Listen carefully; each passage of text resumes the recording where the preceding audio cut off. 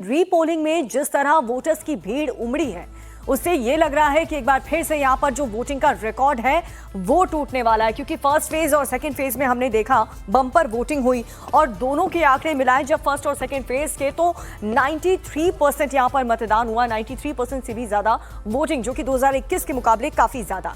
और यहाँ पर देखिए कि लगभग अगर मोगराहाट की बात की जाए तो 2021 के मुकाबले यहाँ पर 10% ज़्यादा वोटिंग हो रही है। लगभग 84.68% हुआ था 2021 में। इस बार जो पोलिंग हुई थी यानी कि 29 अप्रैल को तो 94.19% वोटिंग हुई थी।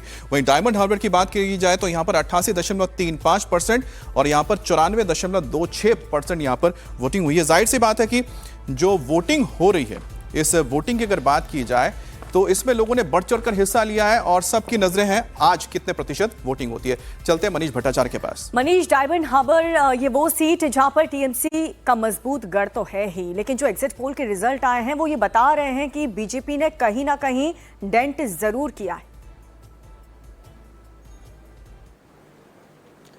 हाँ बिल्कुल, देखिए एग्जिट पोल के नतीजों पे लोग खुल के बोलने को तैयार नहीं हैं, लेकिन अभी मैं जिस सीट पर हूँ ये रॉय नगर की, इससे पहले मैं बागदा की तरफ मौजूद था। वहाँ लंबी कतारें भी लगी हुई थी, वो मुस्लिम बाहुल इलाका है। वहाँ पर एक मुश्त ही आवाज़ आई है, वो यही कह रही है कि यहाँ पे तो चाहे रीपोलिंग एक बार करा लें या 2 बार करा लें, हमारा जो डिसीजन है वो चेंज होने वाला नहीं है। एक मुश्त दीदी का नाम लेकर वो वोट कर रहे थे। दूसरी बात ये कि रीपोलिंग से नाराज़गी जरूर उनमें हुई है।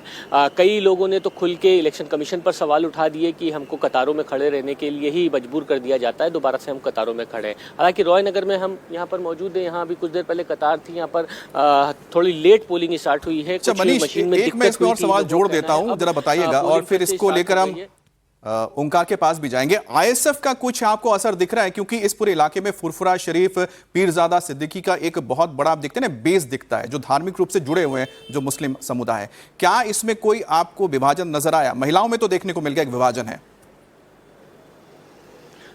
मनीष?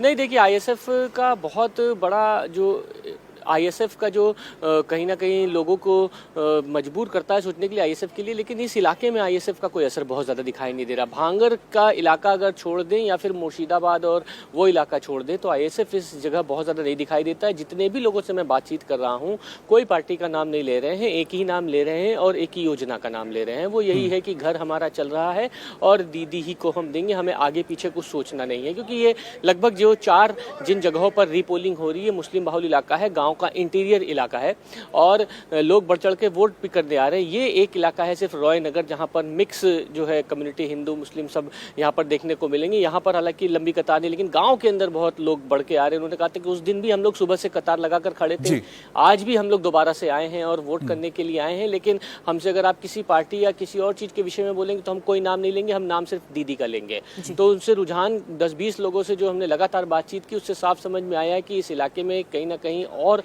किसी भी पार्टी का कोई बहुत ज्यादा असर वहां पर दिखाई देना सीधे मुकाबला बता रहे हैं बीजेपी और टीएमसी के बीच में है और मुस्लिम समुदाय में कोई भी विभाजन आपको नजर नहीं आया है।